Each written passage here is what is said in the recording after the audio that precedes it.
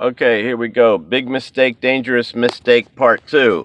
Hi. Yes, I'm holed up in a van in a Walmart parking lot in beautiful New Jersey after meeting up with some really important friends, and there's various things on my heart that I didn't want to bother them with, and I've gotten a lot of clarity this morning, so that's what you're getting. You're getting clarity about big mistakes and dangerous mistakes. Okay, big mistake, dangerous mistake. Don't care about the afterlife?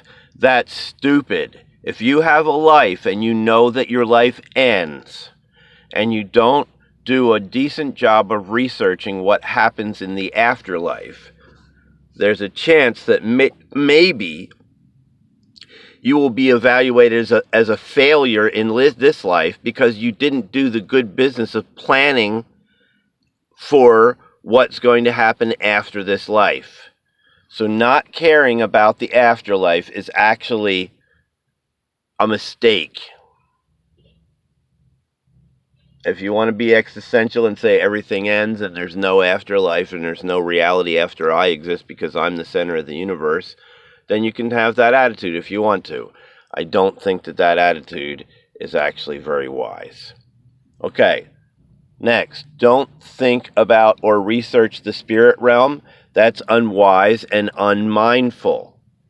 If there are spirit beings that can affect human behavior, are you going to do some research about it? Or are you only going to research in the money-grubbing, money-oriented chemical industry and health industry that's run by the banking industry and the Rothschilds trying to keep people stupid and make sure that they're not free or discerning? If you don't think about or research the spirit realm, that's unwise and unmindful, in my opinion. You can choose not to research the spirit realm at all. If you do a study on all the most famous people in the whole world, and then you ask who of those famous peoples are noteworthy or remembered because they were dealing with spirits or dealing with the spirit realm, you'll get an interesting result. Who in the most famous people in the world are famous for dealing with spirit beings?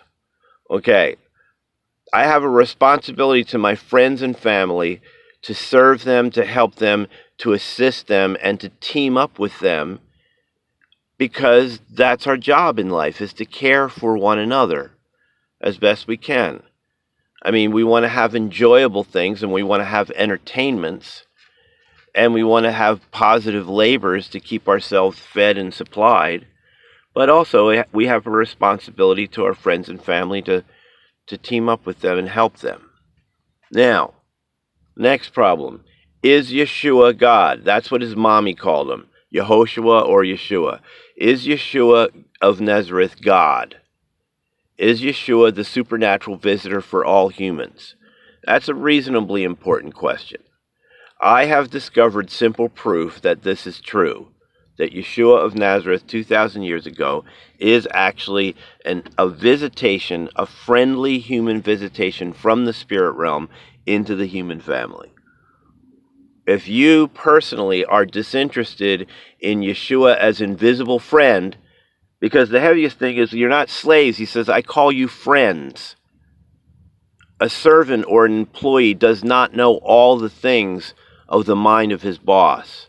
But I share my mind with you, says Yeshua. I give you my mind, and I call you friends. That's pretty cool. Okay?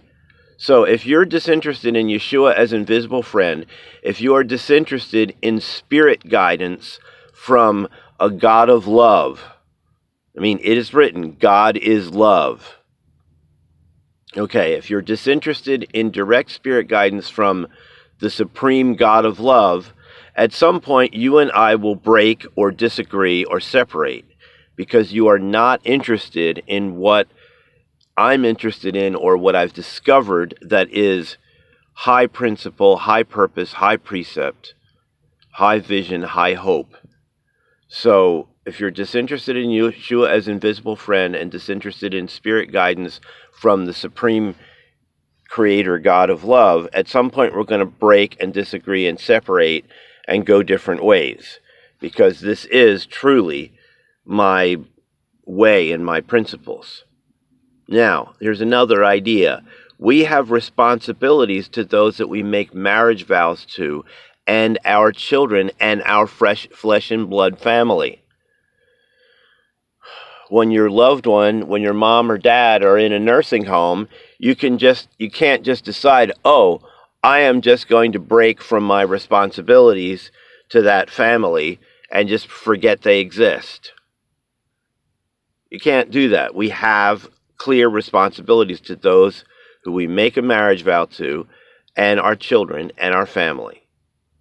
That's just a reality. So regardless of whether the people that I'm with, my friends, are interested in Yeshua as friend and disinterested in spirit guidance, I still have a responsibility to my friends and to my family. And my responsibilities are even heavier to those that I make a marriage vow to, and children and family. For example, there's a child who was born to my first wife. And that child actually exists because of my bad behavior as a husband. So in some ways, that child was actually born because of my mistakes or my weaknesses, my lack of consistency in marriage. So I feel I have a responsibility to that child that was actually formed in a secondary marriage that had difficulties and actually had the problems in the shadow of my first marriage over that marriage. And that was part of the stress of the relationship of the parents, and it's part of the stress of the child. So I see my responsibility towards that child and in that situation to serve my friends, both the friend that I met that ended up being the second husband to my spouse, and the child that came from that relationship. And then also, here's the one to the Christians. You Christians who don't want to follow the teachings are more evil than pure hedonists. That means if you are not working on the honesty and communion group model of the church in the home, and you're just trotting off to a big box church that's going through a lot of pretty interesting motions, and you're learning and talking about the teachings of Jesus, but you're not living them, you are more evil than mere hedonists that are just doing what feels good. And I actually want to try to stay away from you, because I love people and I let them influence me. And if I'm sitting around with Christians who actually aren't doing the real work and don't want to follow Jesus's precepts, in communion, in honesty times, in outreach, in the beautiful gender balance and all the precepts in that.